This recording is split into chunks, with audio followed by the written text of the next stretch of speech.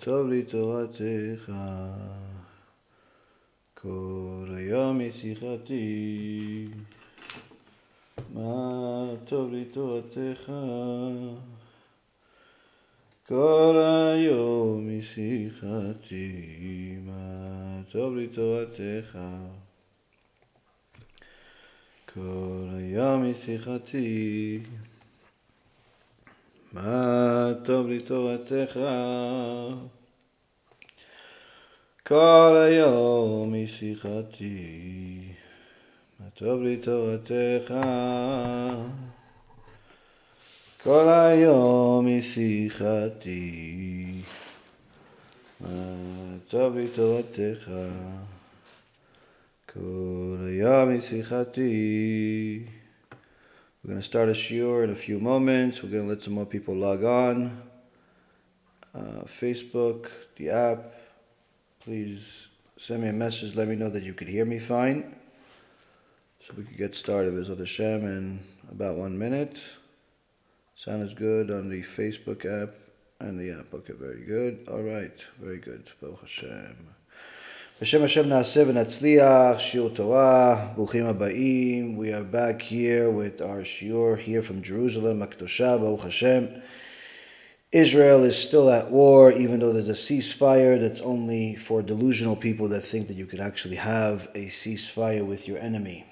Tonight's shiur will discuss a few things, especially the lies that are everywhere, from every side, from every corner, and of course, what to do with all of it. Tonight's shiur is for the refuah shlema and hatzlacha rabba for Rabbanit Levana bat Sarah, Rav Efraim ben Shulamit, Rabbanit Sarah bat Anat, Avi Mori David ben Esriya, Imi Morati Doris bat Jorah, and all of Am Yisrael and all the righteous Noahides that continue to watch and learn from our Torah, Baruch Hashem, and support our organization. Anyone that wants to help us with all the amazing things that our organization is doing, please go to our campaign page where we're helping the soldiers. We're helping the different people that are in desperate need here in Israel, whether it's food for Shabbat or for the regular week, paying some necessary bills that either that or they don't have electricity.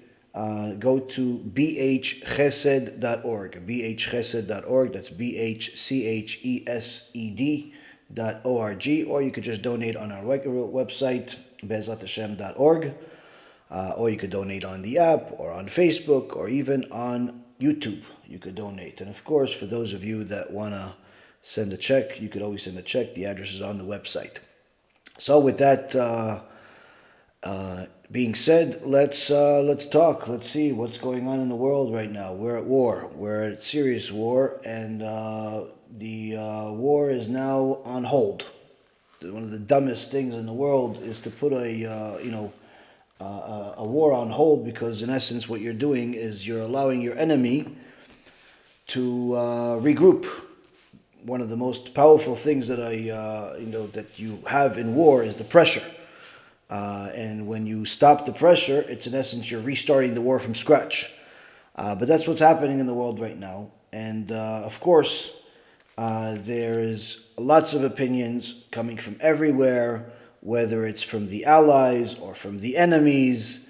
These are some of the things that are out there right now, whether it's on one end you're seeing that America, the ally of Israel, at least theoretically, the ally under all costs and all conditions, as they call themselves, a unusual alliance between the two nations.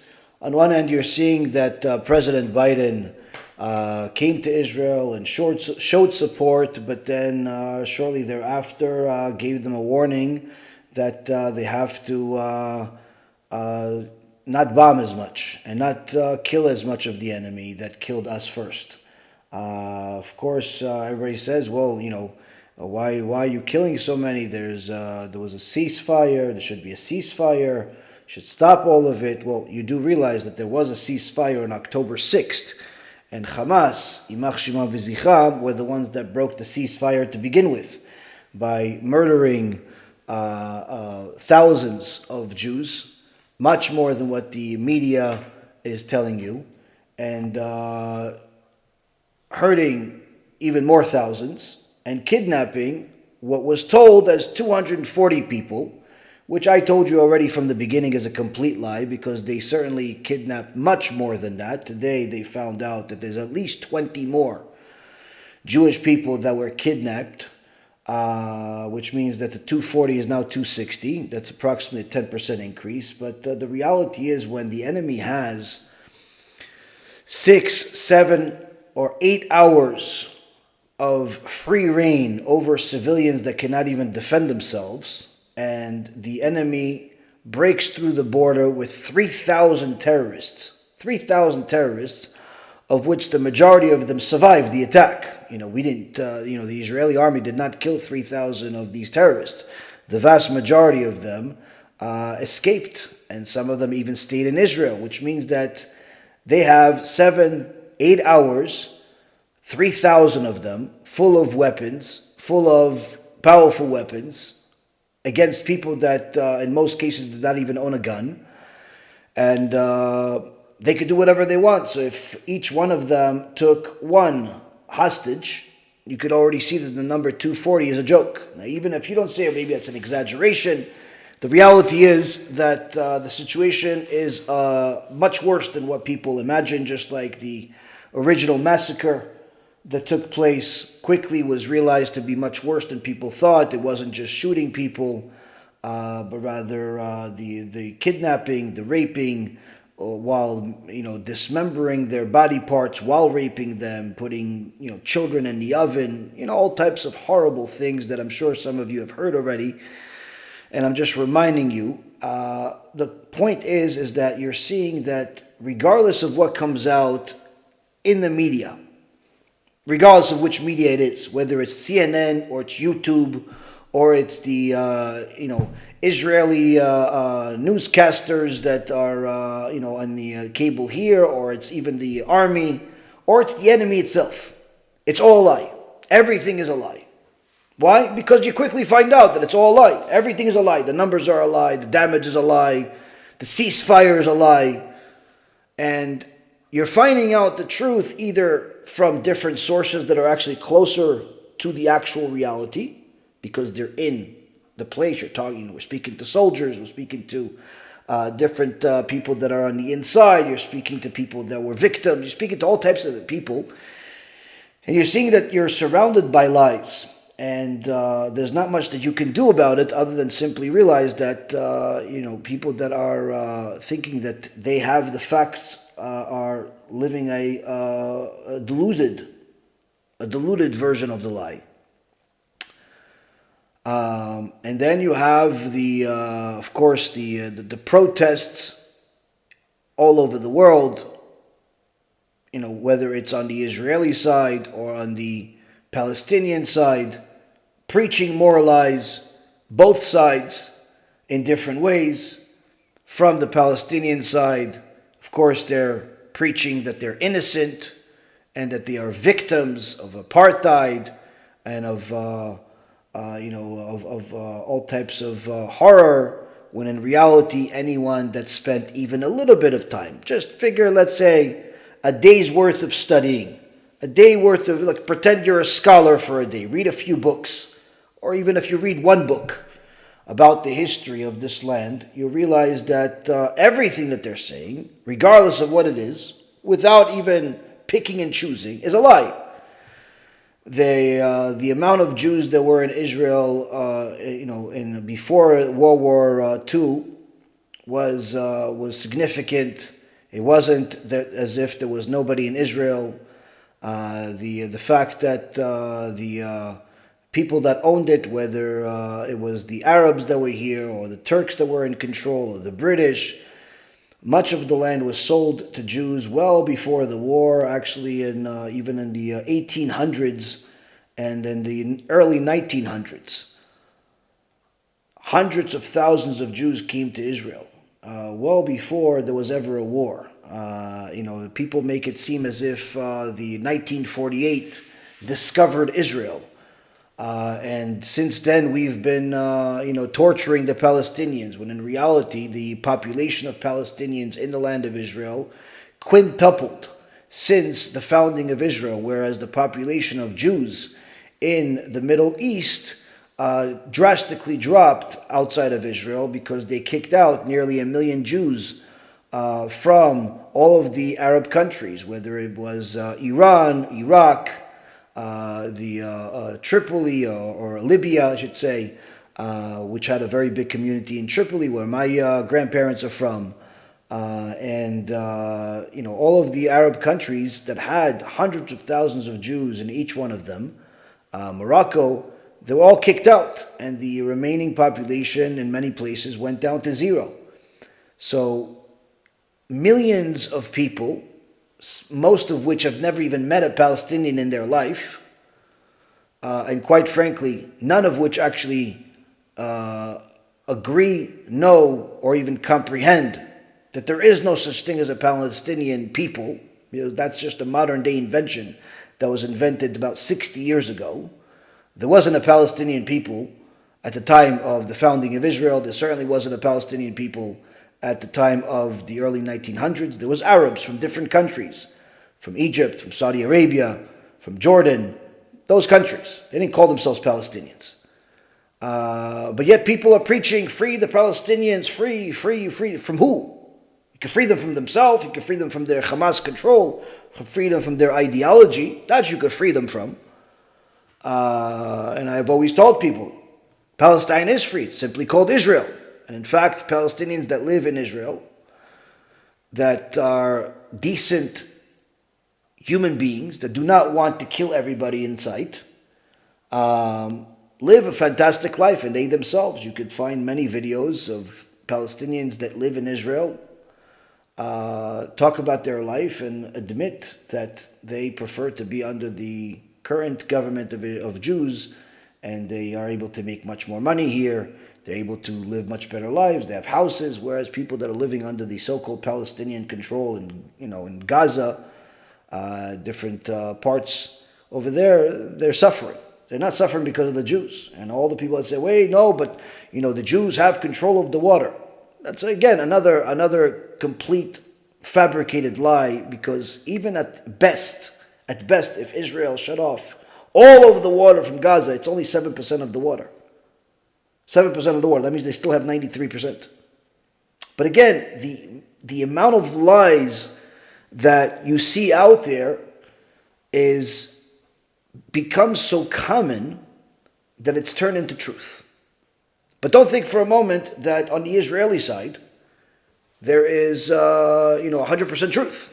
Because even our government is lying to us, and we're lying to ourselves. How are we lying to ourselves? By having protests. Having protests in America, where thousands of Jews are showing up, and they're spending hundreds of thousands, if not millions of dollars to put billboards up saying, "Never again is now," or "Don't be naive, Hamas is coming for you next," or all types of stuff like this to get a reaction out of who? Who exactly are you trying to convince here? What, you think that if you have a billboard that costs at least $250,000 a month that says "Never again is now," that's going to make 400 million Americans, of which nearly 50% admitted already several years ago in a study that they're anti-Semitic, that they hate Jews. You think you're going to change their mind? You're going to change the mind of 200 million people that admit they're anti-Semitic, that they hate Jews? Oh no, maybe you're going to change the mind of what? The other 200 million? Who are you going to change? What exactly do you think you're going to do? Oh, maybe if you protest enough and a few 100,000 people show up to Washington, D.C., then Biden all of a sudden is going to take back the apology he made to the Arabs, that terrorists, where he said to them, "Oh, I'm sorry, I said that only a few of you died because many of you died in this war." He's apologizing to the enemy. Like, what, are you going to change his mind? What exactly is the purpose? What is the purpose? It's living a lie. It's living a deluded life, a deluded ideology, thinking that we're going to win the war because of the media, or because of our friends or allies or anything else. And the lies are literally getting more of a stage than anything else out there Now they're telling you need a ceasefire because that's going to get the hostages freed, as if this is the best strategy we have. Interestingly enough,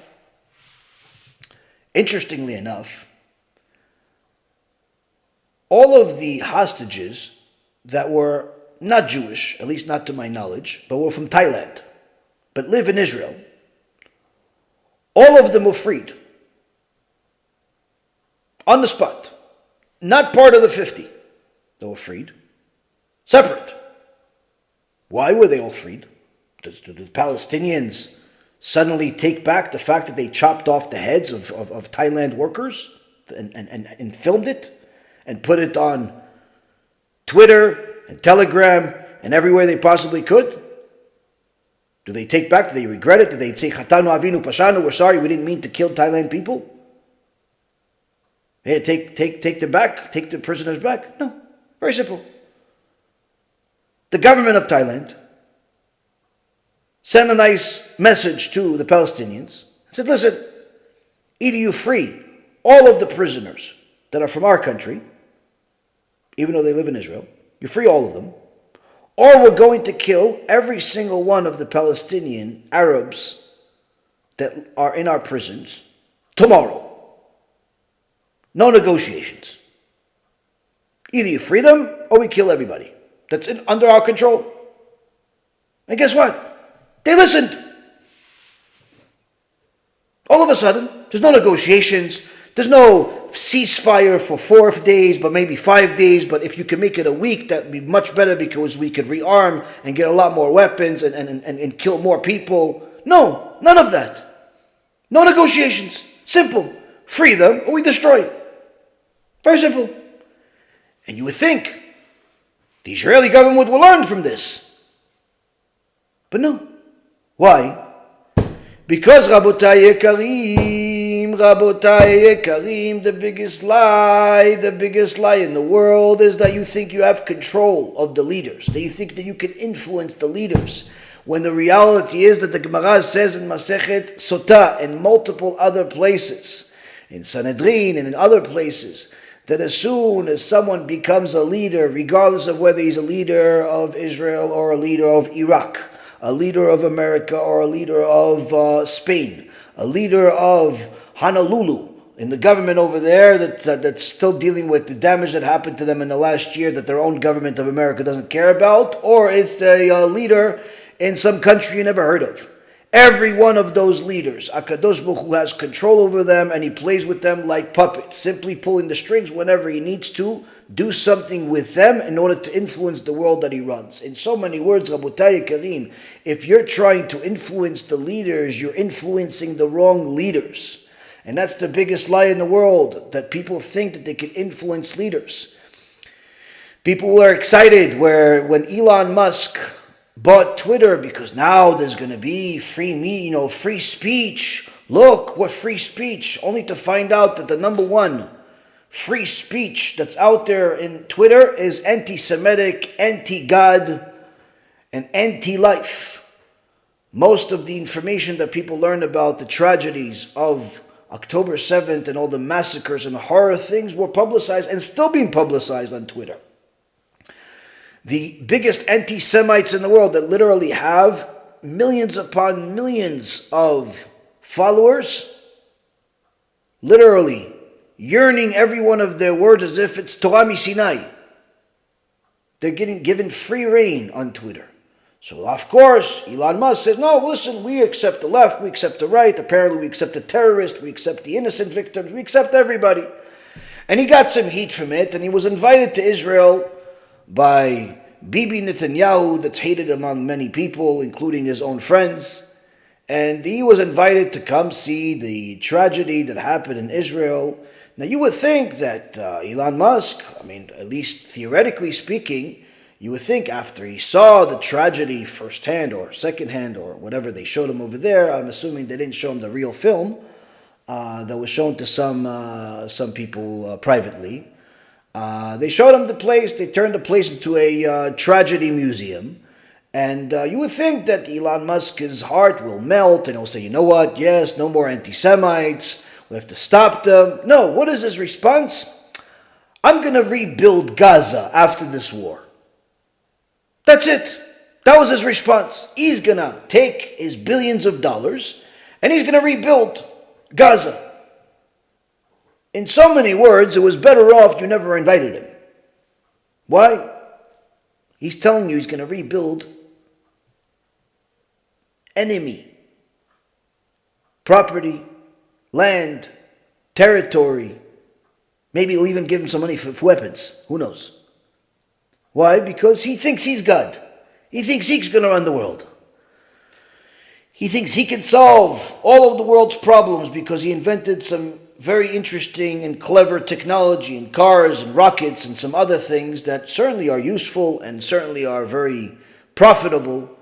But the reality is that teaching him what's right and wrong, it hasn't done.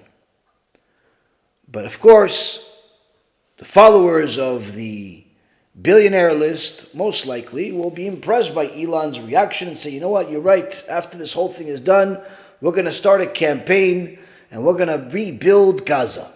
What are you going to rebuild exactly? The tunnels underground with the special school corridors that have weapons in there? Or are you going to, what exactly are you going to build? What are you going to build exactly? And this, Rabotai Karim, is again another aspect of the world of lies. When people think that they can somehow influence leadership, media, or even the world around them by their outcries of this is wrong or this is right, all you do is simply waste your time, waste your energy, and little by little realize how helpless you truly are. Now, what does the Torah say about all of this? What does the Torah say about all of this? What does the Torah say about all of this? This week's parasha, Darkenu B'Kodesh, we always have to make sure that we look into the Torah and see what we find.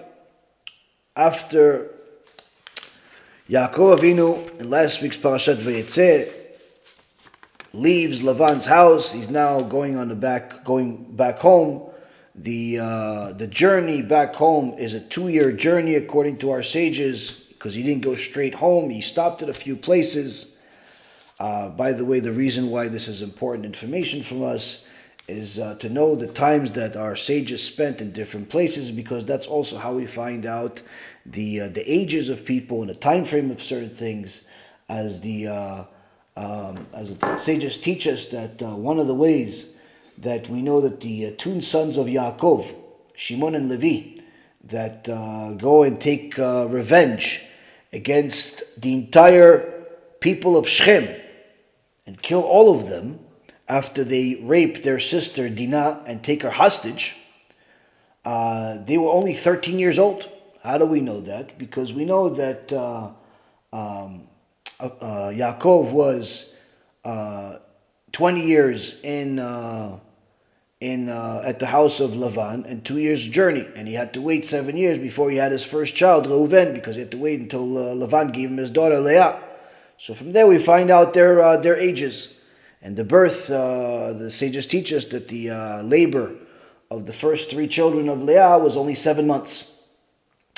So from there you do the math, you see that every little detail is useful, every little detail is informative.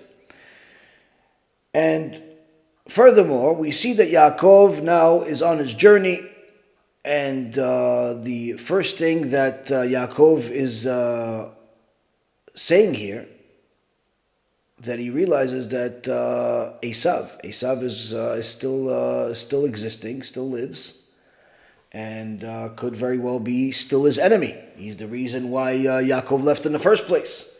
Vayishlach Yaakov malachim lefanav el Esau achiv. That Yaakov sent angels. Rashi says real angels. As I explained to you last week, who are these angels? Sages teach us that there were some angels that misspoke. As instead of saying that Hashem is going to destroy Sodom, they said that we're going to destroy Sodom. Even though they were representing Hashem, still the way they misspoke was they got punished for it, and Hashem chopped off their wings, and they had to become angels that live on this land, cannot go back up, and they became the servants of Yaakov. And these angels went to Esau. They were sent by Yaakov to go see Esau and scout out whether Esau is still the enemy or not. And quickly they find out that yes, Esau is still viewing you as an enemy. And in fact, he's coming here with 400 men. What's 400 men? 400 different battalions. Esau was in essence, a king of Edom, and had an enormous army, and was bringing the entire army to go and take revenge against his brother Yaakov. So we see here that a war is brewing. Yaakov is concerned, and he says to HaKadosh Baruch Hu, Atzileni na miyad achi miyad Esau. Hashem, save me from my brother, save me from the hand of Esau. Obviously his brother is Esau. And then shortly thereafter, in a couple of verses later, says that Yaakov sends gifts le'Esav achiv, to Esau, his brother. So we see here that when Yaakov is referring to his brother, he's referring to him in two different ways. When he pleads to Hashem, he says, Hashem, please save me from my brother, from Esau. When he speaks to the angels or to the messengers to go send them gifts, he says to them, go bring this to Esau, my brother. The opposite of what he said to Hashem. So b'siyata d'ishmaya, we developed a chidush that we already had over the years. After learning a little more today, and we see here that this is not a mistake, but rather intentional speech. Where when Yaakov pleads with Hashem, first he says to Hashem, you have done so much chesed for me. Katonti mikol chasadim, you've done so much chesed for me. Meaning that you've given me the tools to deal with the Esau. Why? Because Esau is Edom. Why is he called Edom?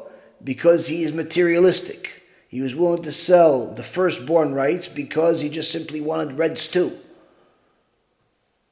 He wanted red stew, Adom, so he's called Adom. He's called Edom. He's materialistic. If he sees a woman, doesn't matter if she's married, he takes her. If he sees somebody owning something and he wants it, he doesn't ask, he doesn't buy, he simply takes it. That's what we saw when we met Esau, when he saw that Nimrod had a certain jacket, if you will, that Esau wanted. He simply killed Nimrod because he wanted it. When he saw women, he simply took the women.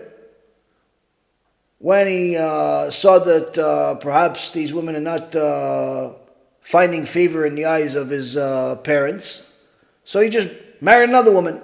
In so many words, whatever he wants, he just gets it. No questions asked. So Yaakov Avinu says, I know how to deal with Esau. When he's Esau, I know how to deal with him. He's materialistic. How do you deal with people that are materialistic? You give them material. You give them material. They like money, you give them money. And intentionally, Yaakov Avinu, if you look at the numbers of what he gives them 200 elim, 200 tayashim. He gives them 200 of different things. Why 200? Because the Gemara in Masechet Sukkah says, someone that's addicted to material, he'll never have enough. You give him 100, he wants 200.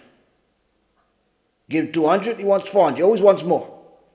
So Yaakov Avinu says, let's just already start off. If I give him 100, he's going to want 200. Let me just give him 200 already. He's materialistic. So, Esau I know how to deal with. Esau I know how to deal with. You give him more material. The problem is Achiv, my brother. My brother is the problem. Why my brother is the problem? It's Esau. No. Chachamim tell us Yaakov Avinu is scared of not Esau. He's scared of Achi.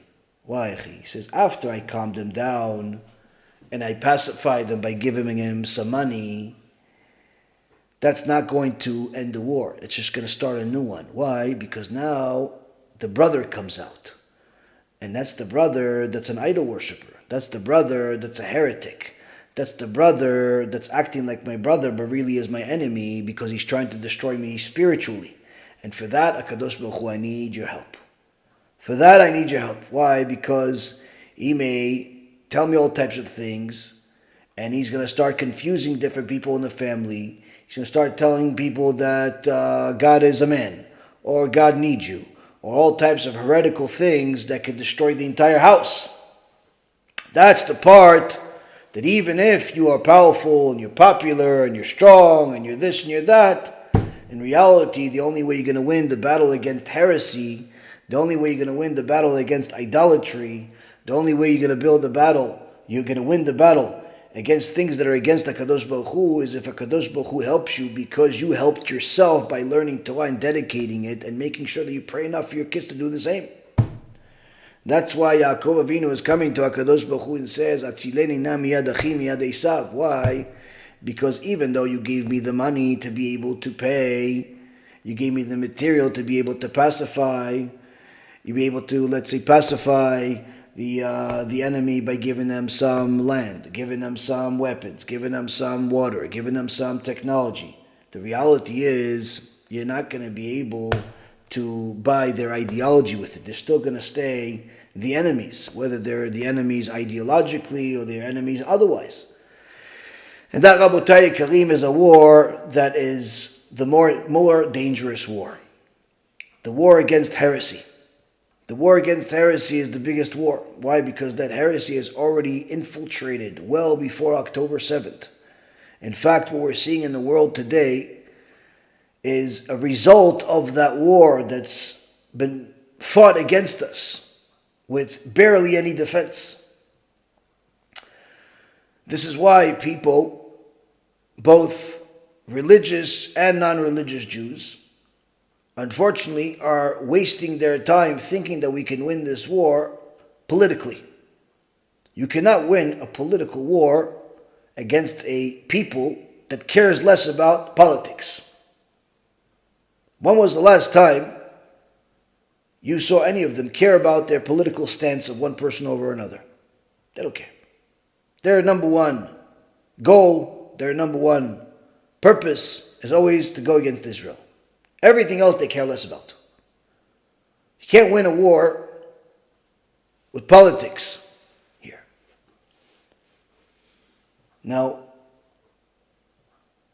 when you're trying to say, wait a minute, no, but maybe we can't change their political stance, but we're going to change the political stance of America. We're going to change the political stance of different countries in Europe. And even if you do, that's only temporary until another politician convinces them otherwise. What's going to be with that? You can't win the war with politics. You cannot win the war with politics. And so long as you think that you can win this war with politics, you've already lost the war. Why? Because you're fighting the wrong war. You say, well, we're going to win the war with weapons. What good are those weapons if you're not allowed to use them? Because the political stance that you have restricts you of how you are able to fight the war. If America goes to war, whether it was against Iraq, Afghanistan, or it's a World War II with against Japan and Germany, or it was more recent like Vietnam and Korea, or pretty much anything else that they've gone to war. Did anybody have any influence on which weapons they used? And how many bullets they shot? You could have sent 50 million letters to the White House. Every single one of them will be put in the bin called garbage. Why? They're fighting a war. People are trying to influence Russia, how to fight a war against Ukraine. They really succeeded at that. Russia really held itself back. Nobody cares. No country in the world can be told how to fight a war against except Israel. Why? Because their ideology is wrong. They're trying to win a religious war, an ideological war with politics. They figure that if they convince the world that they are the good guys, then everyone is going to say, you know what, go. Shoot them, destroy them, kill them. Go get them, guys. Never going to happen. Never going to happen. It's a complete foolish endeavor, and it's not going to change anytime soon. So regardless of what weapons you have, Israel can have a nuclear weapon aimed at every one of its enemies. And guess what? They're never going to shoot even one. Not even one. Not because the weapons don't work. Not because they don't have it. But rather because they're afraid of what people are going to think. So, yeah, but listen, Israel needs America. Who said? Why? Why do they need America? No, America gives them money. Guess what? Israel gives them much more. A lot of the technological advancements that America has had over the last several decades, whether it's in their Air Force or other weaponry, where did you think it come from? Iraq? You think Iraq helped you with your weapons? You think maybe Afghanistan or Iran? Korea maybe? China? Who do you think helped?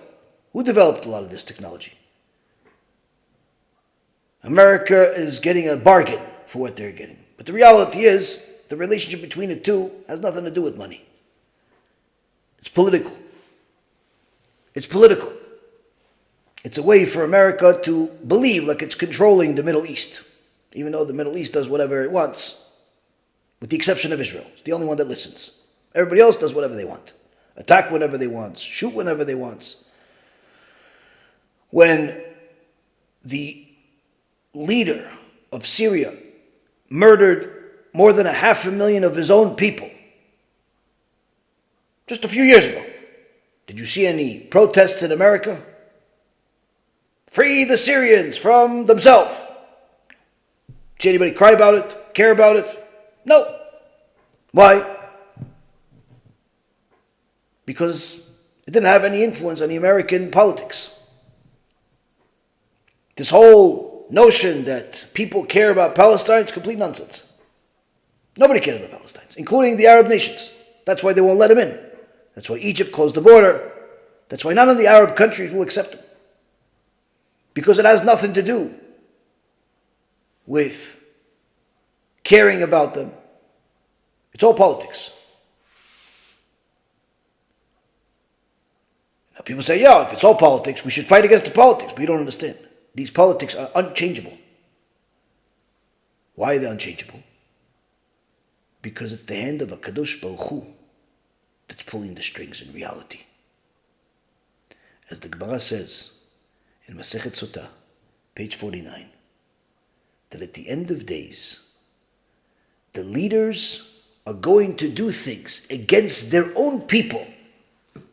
Our leaders are going to do things against our own people's interest. We're going to vote for them. We're going to put them in power. We're going to empower them. And they will do things against our own interest. Why? Because this, Rabotai Karim, will lead us to the ultimate ideology of truth, which is to recognize that the only thing we can ever rely on is our Father in heaven, HaKadosh Baruch Hu, and nothing else. Everything else is simply an illusion. So as much as you can protest, as much as you can vote for a new person in office in whatever country you vote in, as much as you publish stories and follow the latest journalist that got 15 minutes of fame extended to 20, none of it is going to change anything in this war, in this world. The only thing that's going to change is not going to be the billboards, and it's certainly not going to be the political stance of anyone, and it's certainly not going to be the way they fight this war. The only thing that's going to change is people that realize the truth are going to change their own behaviors and go look up to heaven and realize HaKadosh Baruch Hu is in control and say, Shema Yisrael, Adonai Eloheinu, Adonai Echad. Hear, O Israel, Hashem our God, Hashem is one. There's nothing else but you. En od milvado. You're the only one in control. And since you're the only one in control, I must look at your instructions. Because you gave us instructions called the Torah of how to live a life, how to serve you, how to win, how to succeed, how to live eternally, and not just for this temporary world full of stomach aches and food poisoning. How to live life. Stop believing the lies. Now what's HaKadosh Baruch Hu's track record in helping us win wars? The first war that Am Yisrael fought was fought by our forefather Avraham Avinu. We only learned about this just a few weeks ago. Avraham Avinu takes his servant Eliezer and goes and fights the 4 strongest nations on planet Earth. 4 nations, not 4 people, 4 nations with armies, millions. What weaponry does Avraham Avinu has? Does he have an atomic bomb? Does he have airplanes? Does he have ballistic missiles? No. What does he have? He has sand. Yes, sand. That's what he has. He has sand and straw. But the secret sauce to that sand and straw is his understanding and belief of who decides who the winner is going to be. And that's HaKadosh Baruch Hu. Avraham Avinu goes to war against 4 nations at the same time. Armies of millions of people. With his servant Eliezer, a few other people that came with him that were his servants. Just following suit. Some people say they ran away. Avraham Avinu takes sand, straw, throws it in the air, and HaKadosh Baruch Hu turns it into ballistic missiles and all types of other fancy weaponry that destroys the enemy in a relatively short period of time. That was the first war. There was no politics, and there was no negotiations. He won the war with the hand of God, absolutely, and therefore there was no more hostages. Lot was freed, everyone that was a hostage was freed, the enemy was destroyed, the end. The next war was fought in this week's parasha. The enemy, just like the Hamas terrorists, Yimach Shimon v'Zichram, may HaKadosh Baruch Hu burned them alive. The enemy tortured us, raped us, put our children in the ovens. But part of the thing that hurt some people the most is when they heard how they raped our girls, how they raped our daughters, our sisters, our mothers. Raped them in horrible ways, cutting off body parts while they're raping them, after they're dead. There's videos of this. This is not theoretical. This is not hearsay. The enemy themselves filmed this. It wasn't hidden cameras. They were proud of this. And it wasn't 1, 2, or 3 stories, countless. Years ago, the people of Shechem ignored the fact that one of their leaders raped the daughter of Yaakov, our forefather. He raped Dinah, little girl. When our brothers, our 13-year-old brothers, Shimon and Levi, heard about this, they went to war. Although it wasn't under the instructions of Yaakov Avinu, and he was upset at them at the way they did it, nonetheless, they won the war. They killed everybody. No hostages, no negotiations, no nothing. At the end of the war, the one and only hostage, Dinah, was freed. How did they win the war, these 2 13-year-old kids? Simple. HaKadosh Baruch Hu was with them. It's the only way you can explain it. It's the only way you can rationalize it. It's the only way that it could happen. After this, the Midrash tells us that all of the Canaanite nations decided to go to war against Yaakov. 7 nations, talking about millions and millions of people, decide to go to war against Yaakov and his family, meaning Yaakov, who is over 100 years old, and his 12 sons. Anyone that wants to know more details of this extraordinary details of the battle, who fought who, how many were killed in each every single day, how did they kill them, highly recommend you get the Me'am Loez in the language that you prefer. That's available. It's available in multiple languages. And the section called The Wars of the 12 Tribes will not only tell you about the details of this war between a relatively small family of 13 people, 13 men that are fighting, versus 7 nations, but also tell you where all of the comic book heroes came from. It comes from the Torah. HaKadosh Baruch Hu turned our forefathers into superheroes, into people that had superpowers. Why?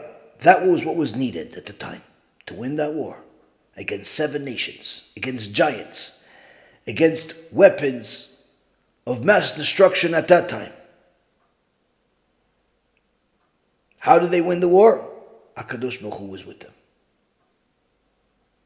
Each arrow that Yaakov Avinu shot, killed 1,000 people.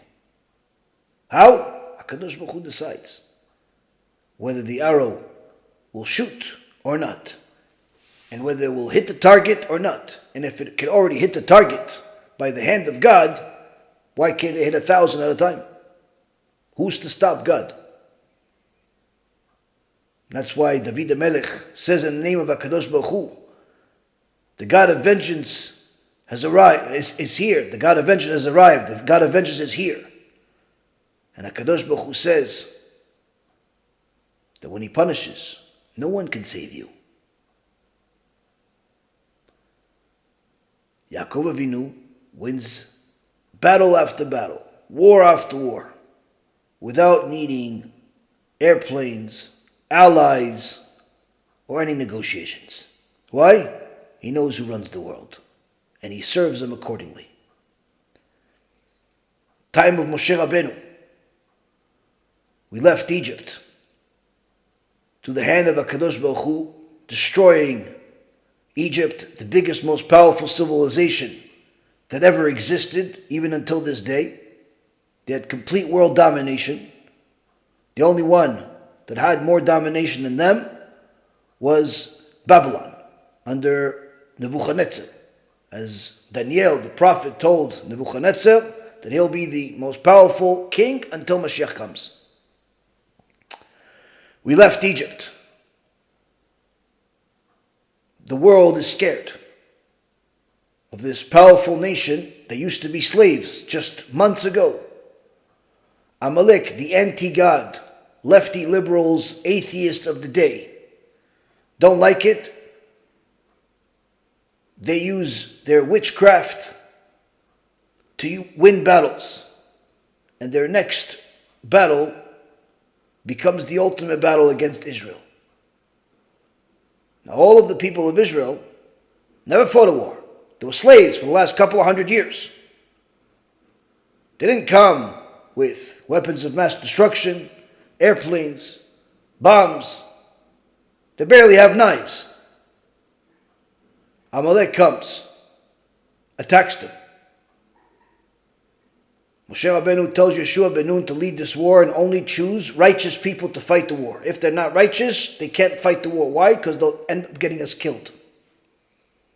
If they're righteous, Hashem will save them. 1,000 soldiers with a sword, 1,000 soldiers learning Torah. Elef lamaneh, elef lamaneh.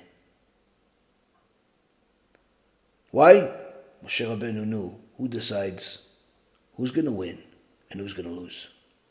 And that's only HaKadosh Baruch Hu.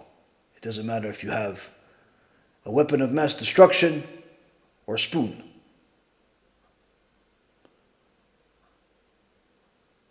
Rav Kuli in Me'am Loel says, this war between Am Yisrael and Amalek at the time of Moshe Rabbeinu was a supernatural war that was even greater than the war of Gog and Magog that's happening and will continuously get worse in our days. Because the witchcraft of Amalek helped them fight the war because they knew who was destined to die, and therefore they wouldn't send him to battle. How do you kill somebody that's not destined to die? You have to use superpowers of Kedusha against the Tumah. It wasn't a regular war, but we won. Why? HaKadosh Baruch Hu decided. After Moshe Rabbeinu, leadership is given to Yeshua ben Nun. Yeshua ben Nun gets to what's known as Canaan. Canaan that was given to Avraham, Yitzchak, and Yaakov is now under the control of the Canaanites.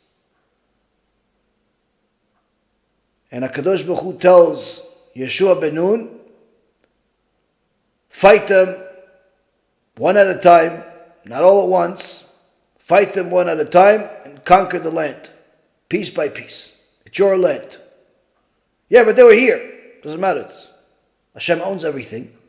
He already gave it to Avraham, Yitzchak, and Yaakov. Meaning that the original owners of this land are of our forefathers, Avraham, Yitzchak, and Yaakov, not the Palestinians and not their neighbors either. Not the Turks, not the Spaniards, not the British or the Americans. Avraham, Yitzchak, and Yaakov are the original owners that were gifted the land of Canaan, currently known as Israel, from HaKadosh Baruch Hu. Land was conquered by the Canaanite nations, while Am Yisrael was slaves. But now, HaKadosh Baruch Hu says, it's your land. Go take it back, fight them. But these are powerful nations. They have castles and warriors. No problem. Go start off with Jericho. Jericho that had such a wall that everyone was so intimidated by that wall, no one wanted to even fight them. Yeshua ben Nun, as the Torah tells us in the book of Joshua, takes his people, says, bring whatever knife you have, whatever sword you have, but more importantly, bring a shofar. A what? Shofar. You know, the horn. Horn you take from the goat. Bring that. That's how we're going to fight the war. We're going to fight what we're going to do. The horn that you could also use as a bottle to feed the babies. That? Yeah. That's how we're going to win the war. How? We're going to go, Kadosh Baruch Hu tells us, go around their wall and blow the horn. Where are they going to go? Deaf? That's how we're going to win the war. Don't ask any questions. Go. Yeshua ben Nun. Zchuto tagen aleinu. Yeshua ben Nun goes with Am Yisrael. Everyone is blowing the horns as they go around the entire place 7 times. They go around the place 7 times. In the beginning, the people of Jericho have no idea who these people are, what they want, and what are they doing? What are they going to try to make us deaf? What are we going to do with this horn? Was it a joke? They're making fun of us? No. This is war. Why? HaKadosh Baruch Hu decides who wins and who loses. You can fight with ballistic weapons. You can fight with a shofar. HaKadosh Baruch Hu will decide which weapon will win. Not your politics, not your technology, and not your allies. After 7 days, the wall gets pushed into the ground by heaven. It doesn't collapse. It literally sinks into the ground little by little as if a hand from above is pushing it. A wall that was, according to the world at the time, indestructible, goes into the ground. Am Yisrael wins the war. Why? HaKadosh Baruch Hu decided. Who wins the war? David HaMelech, young teenager, little kid, knows that there's a war between Am Yisrael and the Philistines. And the Philistines have a warrior no one wants to fight named Goliath, who happens to be a distant relative of David's. Why? Because Ruth was the grandmother of David, and Orpah was her sister. Orpah, the Gemara in Masechet Avodah Zarah says, she was the mother of Goliath. In so many words, according to the sages that say that Ruth and Orpah both converted, it wasn't just Ruth, because they were married to the children of Naamah, they were Jewish. So they both converted. So according to the opinion that both converted already at the time, means that Orpah was Jewish. Therefore, Goliath was Jewish. But he's with the Philistines. He's one of these self-hating Jews like today. And he's a warrior, and he's a giant, and he's powerful. And no one wants to fight him. Little boy, young teenager, full of Kedusha, full of holiness. David HaMelech says, I'll go to war with him. You come with the swords. I come in the name of God. David HaMelech, as the world knows till this day, takes a rock, throws it at him, and the rock miraculously goes through the steel helmet that Goliath has, because David HaMelech knew the special name of the angel of steel and made a deal with him. As the Midrash tells us, and the Gemara, that David HaMelech said the name of this angel and commanded the angel to open up the steel when he throws the rock, because if he does, Am Yisrael will win, and ultimately HaKadosh Baruch Hu is already planning to make David HaMelech the king. And once I'm king, he says to him, I will institute a Takana on the law of how to do Brit Milah, where until this day they did Brit Milah with a knife made out of rock. I'll institute a Takana that from now on we make Brit Milah. Every circumcision of a Jewish boy will have to be done with a metal knife. So you'll get a benefit out of this. The angel agrees. The steel opens. The rock enters the brain of Goliath and he dies on the spot.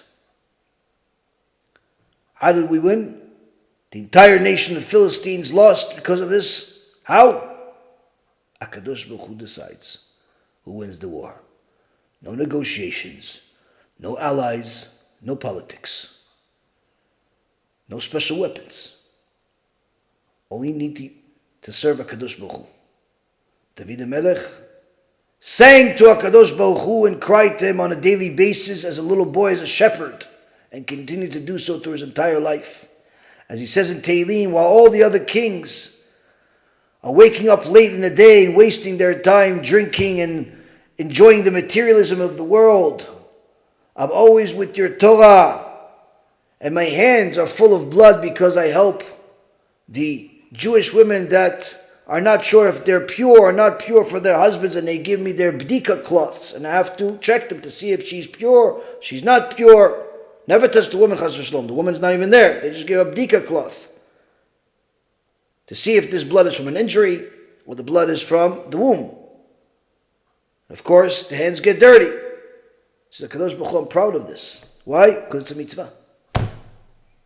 It's a mitzvah.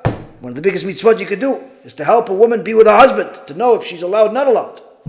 Because if a woman, even if she's nice, even if she's rich, and even if she's beautiful, but she is with her husband, needless to say with somebody that's not her husband, when she is impure, they both get a promise from HaKadosh Baruch Hu that they have a death penalty waiting for them. Shem Yishmo V'Yatzil. Why? A woman that is not pure, did not go to the mikveh, is not allowed to be even with her husband. Needless to say, if she's not married, she's automatically not pure. There's no premarital intimacy in Judaism. No such thing. There's no such thing as boyfriend-girlfriend in Judaism. You want to be together, you have to get married. After you get married, you have to wait for the time of the month where you're allowed to be together, which is approximately half the month. Even if you're married and you have 5 kids together, if you're together, when you're not allowed to be together, both of you are promised from HaKadosh Baruch Hu that you have a death penalty waiting for you. Now, the death penalty doesn't necessarily always come to the person that's the perpetrator. Sometimes HaKadosh Baruch Hu kills their kids. Sometimes HaKadosh Baruch Hu kills their parnasah. Sometimes HaKadosh Baruch Hu gives them horrible diseases that make them feel like it's better off to die. All types of things. Don't think that these problems come to a person for no reason. Hashem is not picking on you. You did it to yourself. Oh, I don't know why I can't find somebody to marry. Because you made yourself free property your whole life. And HaKadosh Baruch Hu sees you destroyed a lot of people's lives, so you also destroyed yours. Fix your past by doing tshuva today. Start keeping mitzvot, act modestly, do tshuva, say I'm sorry, publicize the Torah. Fix your past, and you'll have a good future. You don't fix your past, it's downhill from here. A woman that's not Jewish wants to marry a Jewish guy. Or the opposite. A non-Jewish guy wants to marry a Jewish girl. Not only do these marriages not work out and ultimately end up in divorce, that's very painful, but the amount of punishment that they'll both get from HaKadosh Baruch Hu in this world and the next is literally immeasurable. Dvuka bo kekelev. The neshama of the non-Jew and the Jew become glued like a dog with his master, and they both suffer together endlessly. They have to reincarnate as dogs. They have to go to Gehenom, Kafakela, Shem Yishmo v'yatzil. If you only knew literally 1% of the punishment for intermarriage or even intimacy between a Jew and a non-Jew, literally you start crying hysterically, even if you yourself didn't do it. Even if you just know somebody that did it. You cry for them. David Amalek wanted to make sure that Bnot Yisrael were pure for their husbands, and therefore instead of wasting his time like the other kings, David Amalek is proud of being not only the king, but the master of halacha, to make sure that family purity is a first language among Am Yisrael. That's why David HaMelech won his wars. Not because he had good weapons. Not even because he had a certain battalion of super soldiers. As the Gemara in Masechet Sanhedrin talks about. There's a certain part of his army that were literally super soldiers. That came from different nations. That had haircuts that are forbidden to other Jews, but they were allowed to have it, specifically because of their position in the army that intimidated the enemy. But that's not the reason why David HaMelech won the wars. He won the wars because he was a servant of HaKadosh Baruch Hu. No politics, no negotiations. In approximately a week, we're going to celebrate one of the favorite holidays among all Jews, including the non-religious Jews, including the atheist Jews. What holiday? Chanukah. Chanukah, everyone knows part of the story. The Greeks tried to destroy us spiritually, turn all of the Jews into idol worshippers. They didn't care about killing us physically. They only cared about killing us spiritually. And they succeeded to a certain extent until the Maccabees declared war on them. Who are these Maccabees? How many millions of them were there? There was no millions. There was no 100,000s. There wasn't even 20. There's a few Maccabees. Small little family. all were Avraham, Torah scholars. Never picked up a sword. I'd be surprised if they picked up a knife to eat food.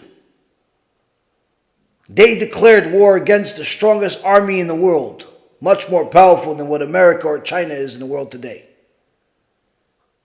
These Avraham, Torah scholars, went to war against the Greeks in the name of God and won the war. There wasn't special weapons. It wasn't negotiations. There was only doing the will of God. Go to war in the name of God. If you're going to war for the honor of my name, Hashem says, you already won. Hashem yilachem lachem v'atem techarishun, as the Torah says in the book of Exodus, chapter 14, verse 14. God will fight your wars and you shall remain silent. What do we all celebrate? On Chanukah, do we celebrate secularism? Do we celebrate Zionism, socialism, or any other ism? No, the exact opposite. We celebrate the Torah because the only reason why Am Yisrael exists in the world today is because of this small group of Torah scholars that decided to become warriors with a sword they didn't even know how to hold. And some of them, the Midrash says it was too heavy for them. Why? Because they decided to go fight the war in honor of God and destroyed the most powerful army on planet Earth at the time.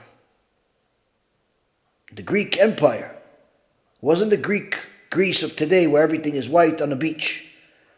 This Greek Empire was located in Syria.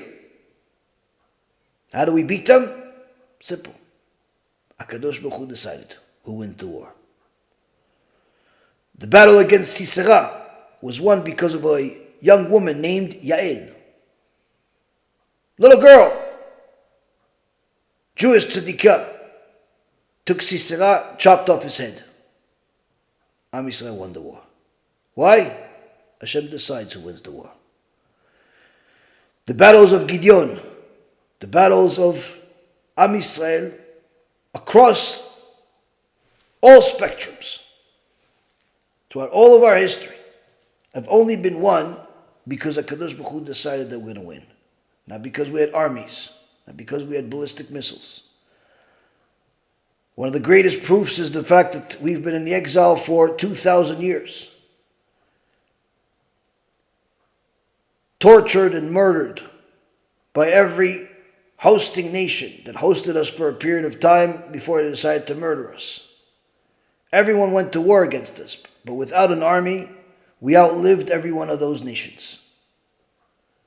Despite the Holocaust, we are here and they're not. But there were times that we lost, like in the Holocaust, like in the Spanish Inquisition, like in other pogroms. Why? Because God decided we needed to lose in order to do tshuva, in order to fix ourselves and realize who's the reason of why we won every other war before it. When people ask, where was God during the Holocaust? Or where was God during October 7th? Or where was God during every other Jewish tragedy? He was there. He was the one that allowed it to happen. Because that's the message we needed to hear. That's the message we needed to live through. That's the message that we needed to take advantage of in order to do tshuva and realize that the only way we could ever win, needless to say, the only way we could continue surviving, is if HaKadosh Baruch Hu allows it. Now, why do many of the Jewish people still believe in the army or the politics or the money or the influence out there? It's because they're distant from God. They're distant from the truth. Now, although there is certainly a use and a need for soldiers, and we appreciate the soldiers and value them and all their efforts and how they are willing to sacrifice their life to defend their brothers and sisters. The reality is that the only way they could win is if HaKadosh Baruch Hu allows it. How do we get HaKadosh Baruch Hu to allow it? Do the same thing that worked for us every other time we won the war. Whether it's at the time of Avraham, Yaakov, the 12 tribes, Moshe Rabbeinu, Yeshua ben Nun, David Amalek, Gideon, the Maccabees. Serve HaKadosh Baruch Hu. Do tshuva. Keep Shabbat, family purity, kashrut, be honest in business. Fulfill the entire Torah. Run away from heresy, idolatry, and all types of things that are from the ideology of Esau. Because even though Esau, he's your brother, he's still your enemy. And that's why Yaakov Avinu said to HaKadosh Baruch Hu, Atzileni na miyad achi miyad Esau, save me from my brother, save me from Esau. Save me from my brother, save me from Esau. Why save me from my brother, save me from Esau? Because when he's Esau, I know how to deal with him. All I got to do is give him some money, give him some bribes. That I can deal with. You already gave me the blessings to do that.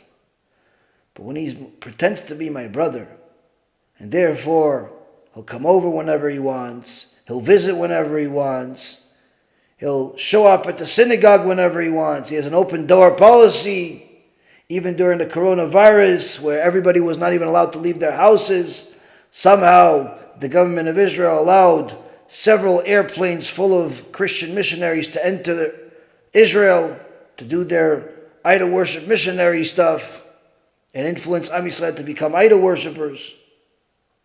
People were not allowed to leave their house, but somehow planes full of missionaries were allowed to enter Israel without any restrictions. Why? Because the government of Israel is not a Jewish government. It's a government of Edom. It's a government of Amalek. It's a government of Erev Rav. And if you have faith in anything but HaKadosh Baruch Hu, you're simply living a lie. You're living a lie.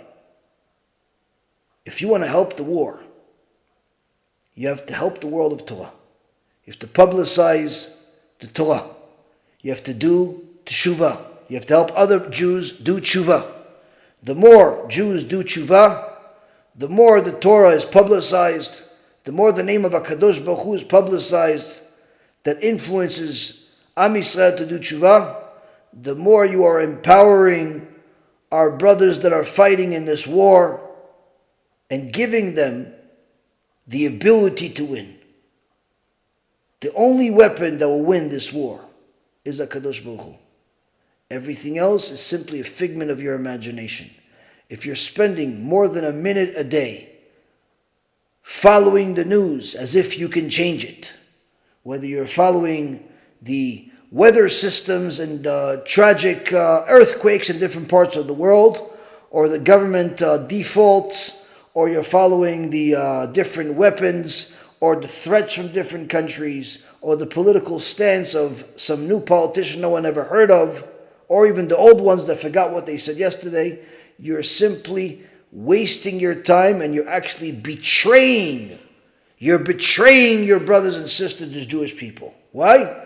Because you watching the news, you sharing the news, is not going to make even a single Jew do tshuva. Instead of that, you should be reading Tehillim. Instead of that, you should be learning a Shiur Torah. Instead of that, you should be publicizing the Torah. And don't tell me, I'm doing this and this. No such thing as you doing this and this. And od milvado. There's nothing else but HaKadosh Baruch Hu. Don't waste your time. Don't waste your time with anything but serving HaKadosh Baruch Hu, whether it's by praying, learning Torah, or by sharing the Torah. That's the only job that you can do right now to help Am Yisrael win. Everything else is a lie. Hopefully this will influence many of you to narrow your focus on what's the truth, distance your lives from lies, and Be'ezrat HaShem, help Am Yisrael win the war. We'll see if there's a couple of questions here, and then we'll call it tonight.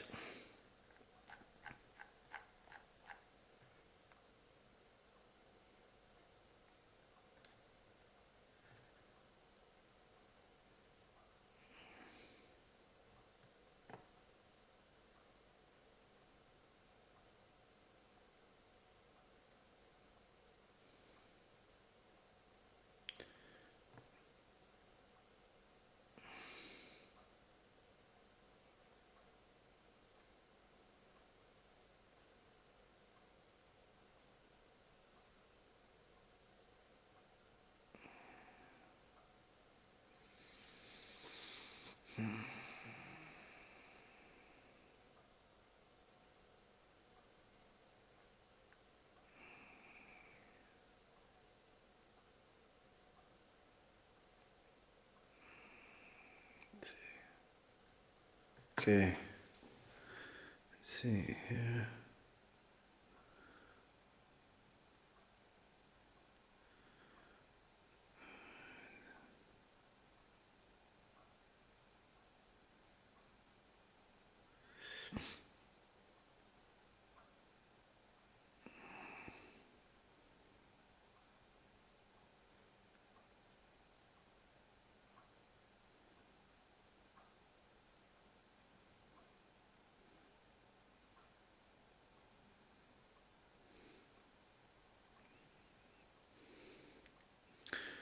Proud Jewish doctor, I find it fascinating that ultra-Orthodox state they were attacked because God felt they were not respecting all aspects of Judaism. Fascinating to me. It may be fascinating, but it's the truth, simply because that's what the Torah says. The only thing that makes you Jewish is the fact that HaKadosh Baruch Hu gave Am Yisrael the Torah at Mount Sinai. Before that, there wasn't Judaism. There wasn't organized Judaism. We got the Torah. If the Chinese got the Torah at Mount Sinai, they would be the Jews. If the Arabs got the Torah at Mount Sinai, they would be the Jews. But no, we got the Torah. That's what created Judaism. The moment that we got the Torah at Mount Sinai, that's where Judaism began. Now, as far as the reason why we're still here, 3,334 years later, is because our grandparents, great-grandparents, all the way to Moshe Rabbeinu, observed this Torah. Anyone that left the Torah, intermarried with the Gentiles, stopped being Jewish. So all of the liberals, all of the lefties, all of the people that were not following the Torah, they quickly went into the other nations. And there's no memory of them whatsoever, which means that even if you, proud Jewish doctor, are not religious, are not observant of Shabbat, certainly your father or grandfather, but certainly not more than your great-grandfather, were religious, were Torah observant, were following the Torah. Because if they weren't, you wouldn't be Jewish today. Which means that you are the weak part of the chain if you're not Torah observant. Now, if you understand that, that means that you realize that for the last 3,334 years, what made you Jewish is the very same Torah that we're discussing here for the last hour, and what we've made several thousand lectures about, discussing different parts of the Torah. And inside this Torah, there are multiple places in the Torah where HaKadosh Baruch Hu specifically says what will happen if we follow his Torah, and what will happen if we violate his Torah. For a quick reference, you can go to Parashat Ki Tavo, or Parashat Bechukotai. And HaKadosh Baruch Hu tells us exactly what will happen when we follow the Torah or when we violate the Torah. There's also in many other places in the Torah, but those specifically discuss things that are not only scary, but they're also things that happen to us. All of which happened to us during the Holocaust, including the gas chambers, including the names of the different leaders of Hitler and Himmler and all the other Reshaim out there. Now, I have many lectures about this topic to show how to find these things in the Torah. The point being is that even if you don't want to go into the mystical and the other parts of the Torah that are beyond the simple translation, even if you look at the simple translation, you'll see HaKadosh Baruch Hu specifically telling us this is what will happen if we violate the Torah. And one of the things that happens when we violate the Torah, when we disrespect the Torah, is a heavy punishment in this world, needless to say, in the next world. So it's not the Orthodox Jews feel this way. It's God said it. And if you don't believe that God said it, then what makes you Jewish? You say that you're a proud Jew. If you're proud Jewish, that means you believe in the Torah. If you don't believe in the Torah, what makes you Jewish? Now you say, no, my mom was Jewish. Yeah, but the only thing that says that because your mom was Jewish, you're Jewish, is the same Torah.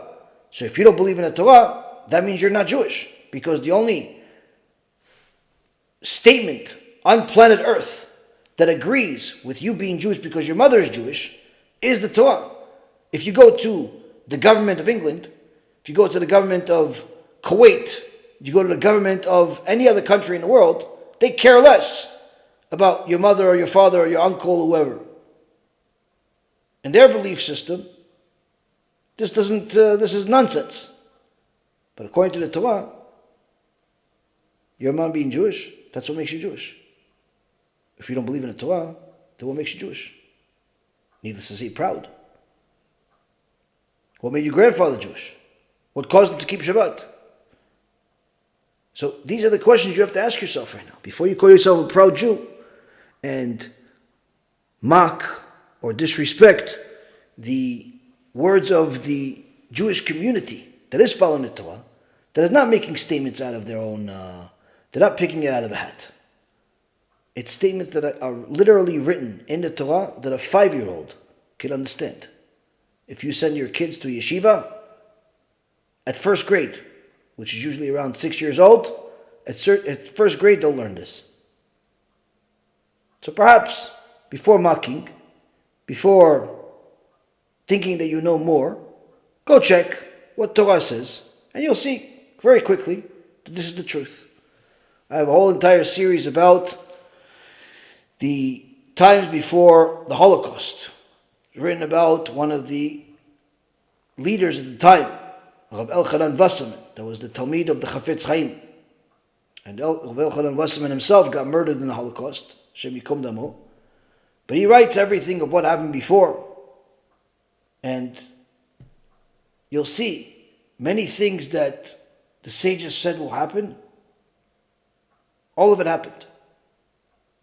Why? Because the sages weren't saying things out of their own opinion. They were saying things that were already found in the Torah for the last several thousand years. Which means that once you understand what the Torah says, there's no surprises. There's simply a reality. Try it. It'll help you become a much better doctor.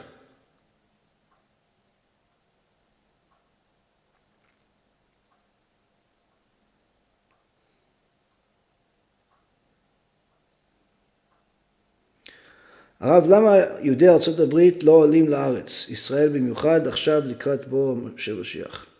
So the question is, why aren't the Jews of the United States not making aliyah to Israel?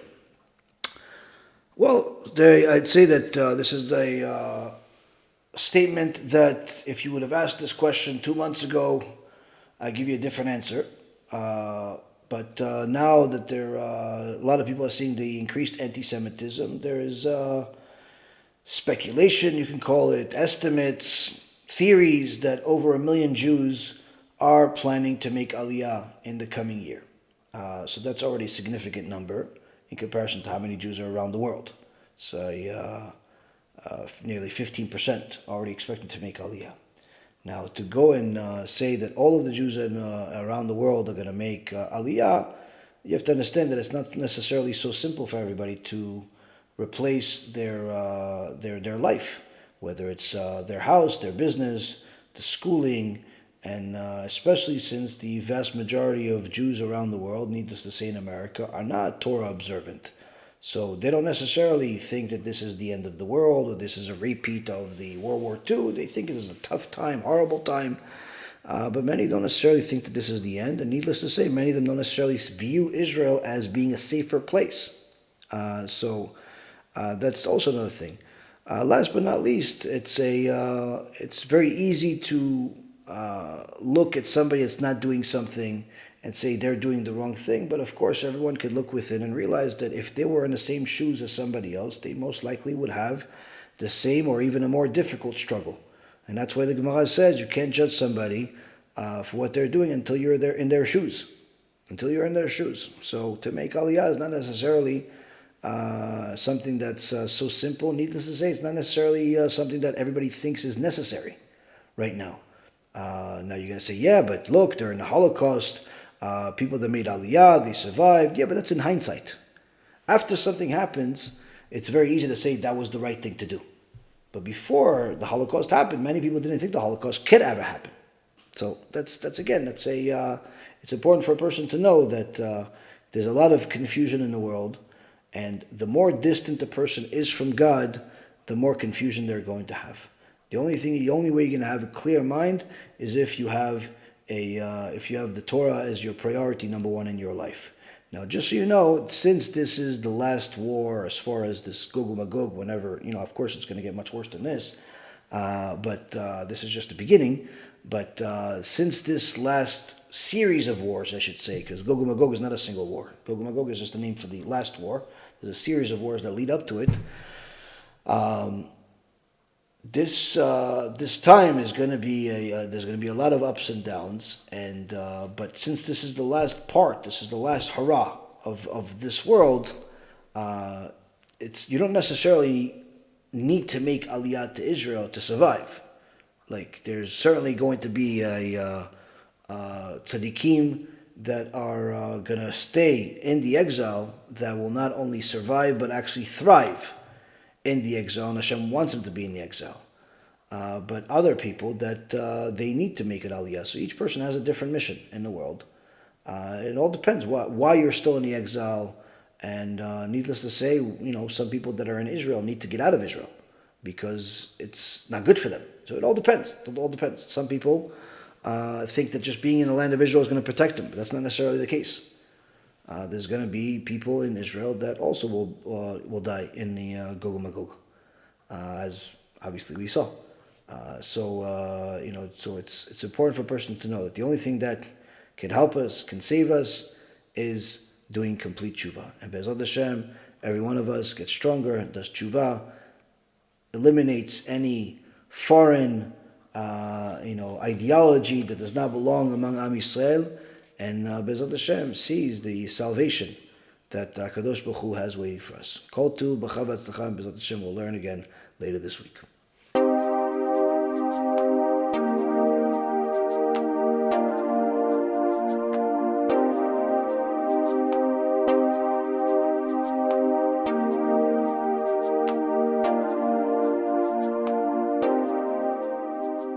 אני מברך את הרבנים, הרב ירון ראובן, הרב אפרים כחלון, ראשי ארגון בעזרת השם, שהלכו בפי עליון, שעלו מעלה, יהיה להם ברכה והצלחה. הקדוש ברוך הוא ימלא בישועות ליבם לטובה ולברכה, שבכל אשר יפנו ישכילו ויצליחו. נזכור לעשות כאלה וכאלה, הגדילו תורה לאדירה, אמן ואמן.